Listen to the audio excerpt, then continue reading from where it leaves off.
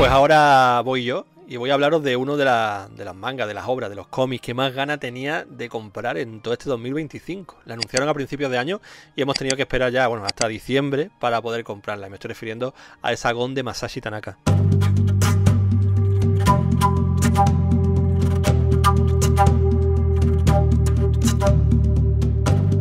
Casi 12 meses hemos esperado desde su anuncio por parte de Norma, pero nada comparado, por supuesto, con los 32 años de paciencia, ¿no?, que nos hemos comido desde que Gon fuera publicada por primera vez por parte de la Cúpula allá por 1993. La serie la vimos completa en España, bueno, gracias a aquella edición que fueron 8 tomitos, un tomo más respecto a los que se habían publicado en Japón, por cierto, ya que la Cúpula en su día incluyó un volumen adicional con las historias a color de este personaje, y la verdad que fue todo un detallazo que puso, yo creo, la guinda a una edición que ya de por sí, en mi opinión al menos, era muy buena. Pero claro, el tiempo ha pasado y aquellos volúmenes pues ya eran prácticamente ilocalizables, por lo que todos pedíamos al final pues una nueva edición de este manga, y finalmente fue Norma la que se ha lanzado con ella. Esta vez nos la trae en formato de lujo, toda la serie recopilada en 2 tomazos en tapa dura, recogido además en una caja contenedora de muy buena calidad, que eso sí, se vende de manera conjunta e inseparable a un precio de 59 euros. Algunos se han quejado de que era carilla, sobre todo comparada con esa edición italiana, ¿no?, que ronda por ahí, que está a poco más de 35 euros. Pero si cogemos la edición de Norma y hacemos una división sencilla entre los 7 tomos japoneses, vemos que cada uno nos sale al final por menos de 8,5 euros, a lo que luego hay que sumar las tapas duras, la caja, las historias extra a color que vienen también en este recopilatorio, que en total son 150 páginas a color las que trae, incluyendo ilustraciones sueltas y las portadas originales. Con lo que yo creo que al final, tío, para el mercado español en el que estamos, me parece un precio muy ajustado. Tampoco nos vamos a engañar. Así que por cerrar la parte de la edición, pues solo diré que me parece sobresaliente, tío. Me parece muy bonita, muy en la línea de esa edición integral, por ejemplo, de Utena, que nos trajo la propia Norma, o incluso aquella que Planeta nos dio de la Dama de Fari. Yo en ese sentido muy contento.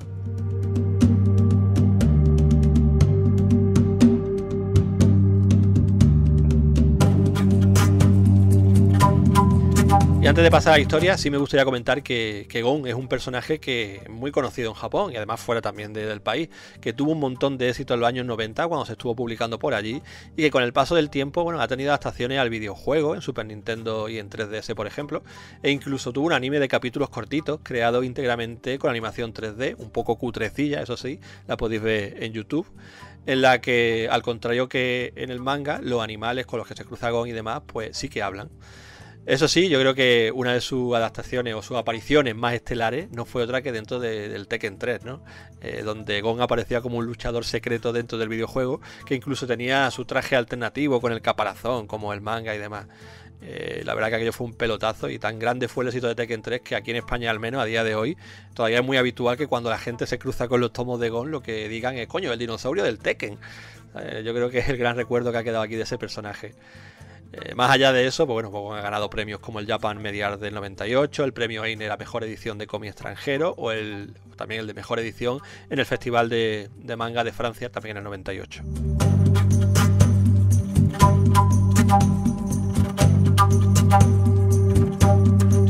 Pero bueno, ¿de qué va el manga de Gon? Pues me gustaría empezar diciendo que algo fundamental en la obra, y es que Gon es completamente muda, no tiene ni un solo diálogo, es más, no tiene ni una sola letra en ninguna de sus páginas, ya que también prescinde de todas las onomatopeyas. La principal razón de esto es que todas las páginas de Gon están pobladas de animales de todo tipo, siendo además el prota, Gon, un pequeño dinosaurio de aspecto tierno, ¿no? Es algo así como una cría de tiranosaurio cabezón, aunque es verdad que el autor nunca ha especificado su especie exacta, que se dedica a deambular por bosques, por junglas, montañas y desiertos, interactuando con muchos de estos animales con los que se va cruzando.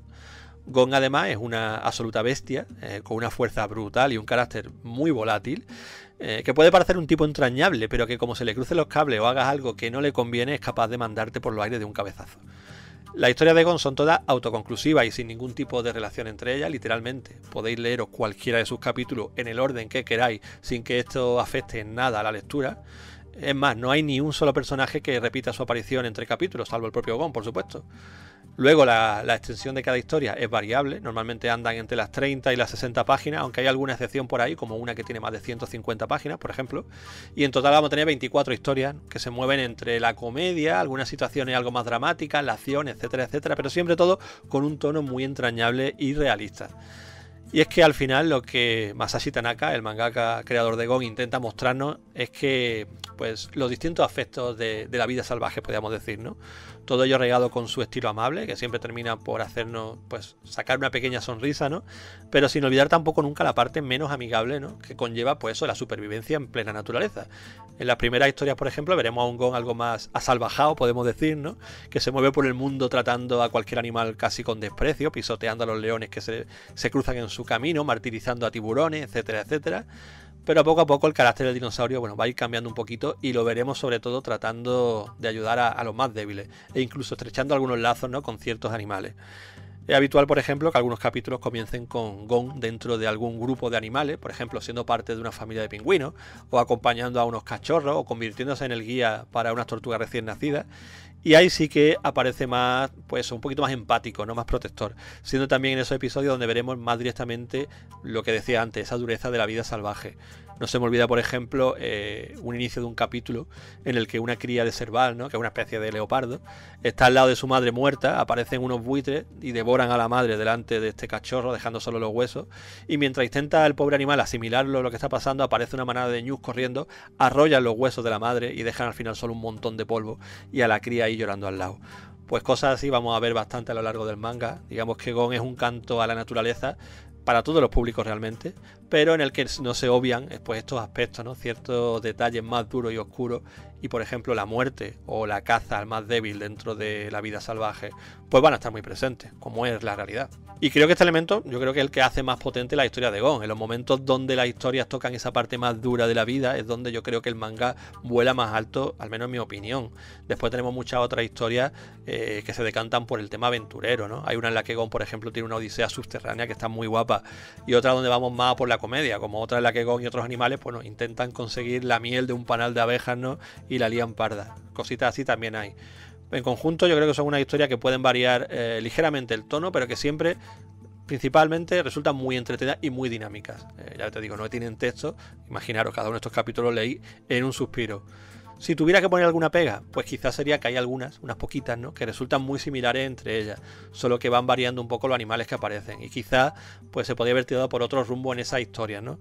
Pero bueno, es una fórmula que funciona y al final son capítulos que se disfrutan igualmente muy rápido, no cansan en absoluto. Con lo que yo diría que eso es una pega, pues eso, pequeñísima.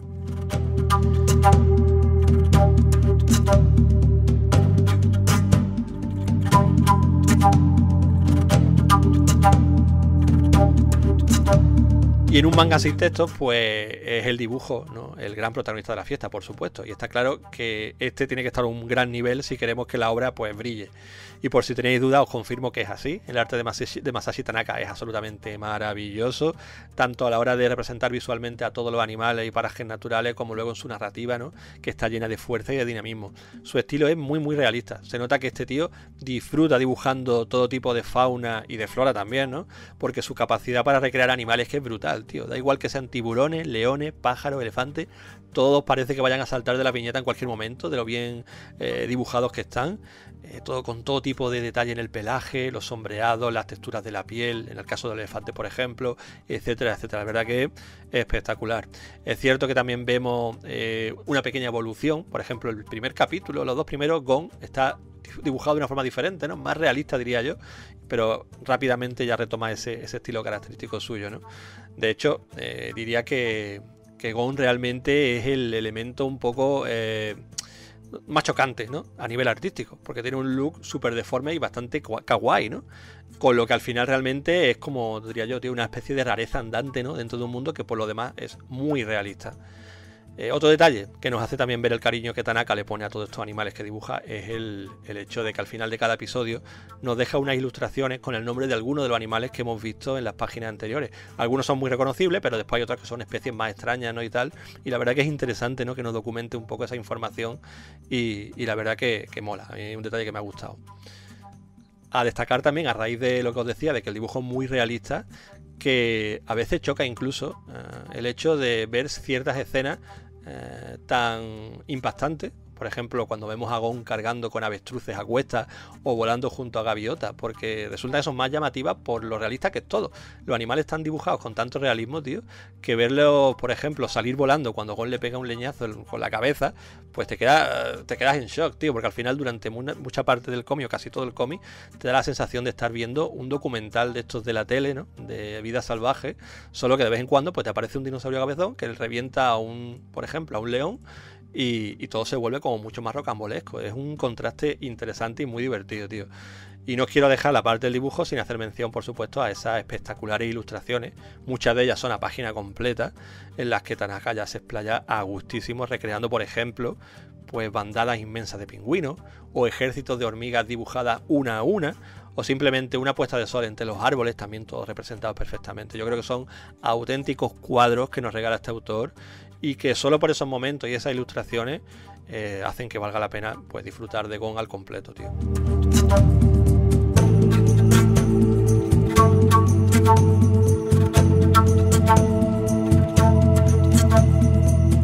Y hacía muchos años que disfruté de eso, de algunos capítulos de Gon, y ya desde entonces tenía ganas de hincarle al diente a la obra completa. Ahora que por fin lo he hecho, pues solo puedo decir que está al nivel que esperaba, y que por supuesto es una lectura, entre comillas, porque ya digo que no hay letra, más que recomendada para gente además de cualquier edad. Me parece maravilloso el carisma que Tanaka le imprime al prota, el cariño que se le acaba cogiendo, y la capacidad de transmitir sensaciones tan variadas a lo largo de estos dos volúmenes integrales. Yo, sin duda, para mí, es uno de los cómics indispensables de este año 2025.